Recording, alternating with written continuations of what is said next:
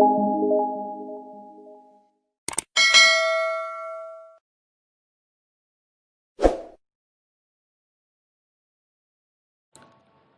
channel dakwah ini dengan menekan tombol like, share, dan subscribe. Terima kasih untuk kalian semua.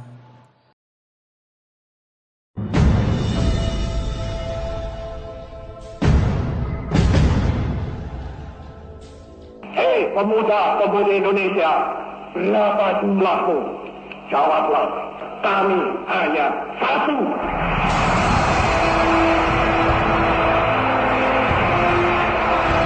Hei pemuda-pemudi, hei seluruh rakyat Indonesia, mari kita berjalan terus dengan alat, antara lain alat persatuan Indonesia.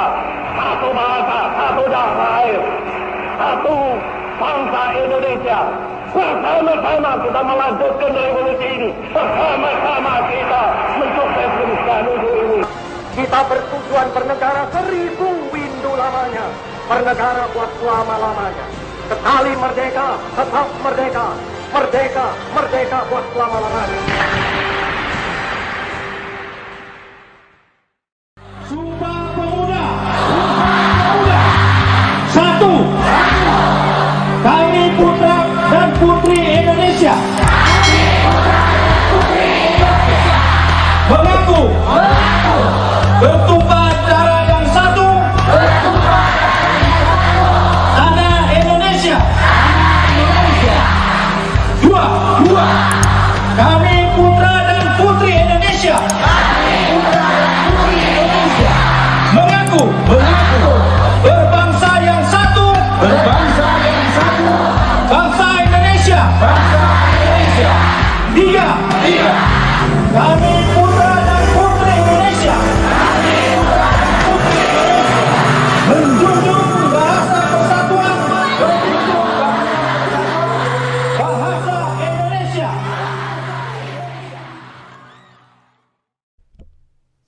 (28 Oktober 1928) Napaktilas Perjuangan Pemuda. Bismillahirrahmanirrahim. Sebelum lahirnya Sumpah Pemuda, ada beberapa organisasi pemuda yang telah mewarnai lahirnya Sumpah Pemuda. Budi Utomo yang sudah berusia 20 tahun, namun organisasinya tetap eksklusif terhadap suku yang bukan Jawa, dan wawasannya lebih fokus pada upaya menegakkan Jawa Raya. Selain itu, di tengah gegap gempitannya Gerakan Kebangkitan Kesadaran Nasional Indonesia, Young Zafa, organisasi pemuda dari Budi Utomo, tidak membenarkan adanya ide dan cita-cita persatuan Indonesia. Bahkan, menurut M. Cherik Leves, golongan priai eksklusif ini bersikap kooperatif dengan pemerintahan kolonial, lebih cenderung pada aliran kejawen. Maka, hadirlah para pemuda Islam yang memilih sikap non-kooperatif terhadap pemerintah kolonial dengan mempelopori melepaskan ikatan organisatoris dengan Budi Utomo dan Young Zafa. Maka muncul organisasi pemuda yang melepaskan diri dari ikatan kedaerahan, kesukuan, atau provinsialisme. Oleh karena itu, R. Samsurijal yang dinasehati oleh Haji Agus Salim keluar dari organisasi Young Zafa, walaupun pada saat itu sedang menduduki jabatan ketua Young Zafa. Kemudian mendirikan Young Islamitan pada 1 Januari 1925. Selanjutnya didirikan juga di Jakarta dan di Bandung, Young Islamitan Dems Afdeling. Beberapa nama besar pernah menjadi pimpinan atau anggota Young Islamitan, yakni Kasman Singodimedjo, Muhammad Rum, Syarifuddin Prawiranegara, dan Muhammad Nathir. Kebangkitan Young Islamitan dan Young Islamitan Dems Afdeling dengan melepaskan diri dari keterikatan dengan garis kedaerahan Young Zafa telah membangkitkan perjuangan menegakkan nasionalisme Indonesia. Ingin melepaskan dari penindasan dan berjuang menjadi tuan di rumah sendiri. Demikianlah motivasi mengapa Young Islamitan dan Young Islamitan Dems Afdeling didirikan. Selain itu, mendorong lahirnya Perhimpunan Pelajar-Pelajar Indonesia pada tahun 1926, serta di Bandung berdiri Young Indonesia. Penyelenggaraan Kongres Pemuda ke-1 2 Mei 1926 dan Kongres Pemuda ke-2 28 Oktober 1928 telah didahului oleh Kongres Young Islamistan pertama di Jogja, Desember 1925.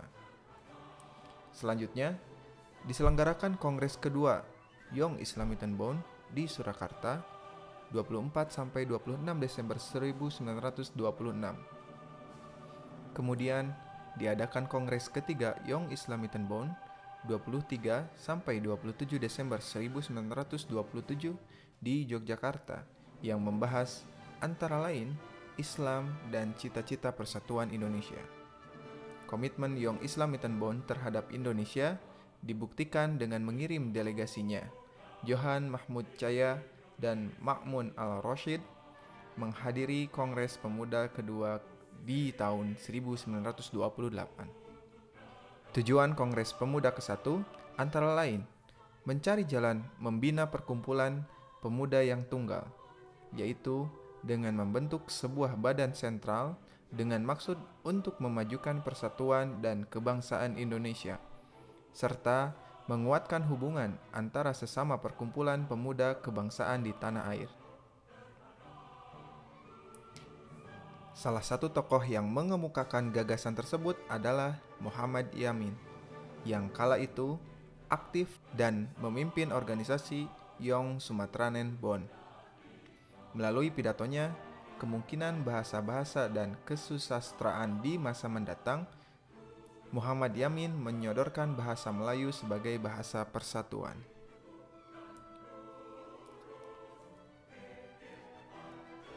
Namun, Kongres Pemuda I diakhiri tanpa hasil yang memuaskan bagi semua pihak, lantaran masih adanya perbedaan pandangan. Setelah itu, digelar lagi beberapa pertemuan demi menemukan kesatuan pemikiran. Maka, disepakati bahwa Kongres Pemuda II akan segera dilaksanakan. Kongres Pemuda kedua dilangsungkan selama 2 hari pada 27 dan 28 Oktober 1928 di Batavia. Hari pertama, Kongres menempati Gedung Katholike Jonglingen Bonn atau Gedung Pemuda Katolik. Sedangkan Kongres di hari kedua diadakan di Gedung Oost Java, sekarang di Jalan Medan Merdeka Utara, Jakarta Pusat. Tujuan Kongres Pemuda kedua antara lain melahirkan cita-cita semua perkumpulan pemuda-pemuda Indonesia, membicarakan beberapa masalah pergerakan pemuda Indonesia, serta memperkuat kesadaran kebangsaan dan memperteguh persatuan Indonesia. Pada hari kedua Kongres Pemuda II, 28 Oktober 1928, lahirlah keputusan yang dinamakan Sumpah Pemuda, yang isinya: pertama, kami, putra dan putri Indonesia, mengaku bertumpah darah yang satu, tanah Indonesia. Kedua, kami, putra dan putri Indonesia, mengaku berbangsa darah satu, bangsa Indonesia. Ketiga, kami, putra dan putri Indonesia, menjunjung bahasa persatuan, bahasa Indonesia. واعتصموا بحبل الله جميعا ولا تفرقوا واذكروا نعمة الله عليكم إذ كنتم أعداء فألف بين قلوبكم فأصبحتم بنعمته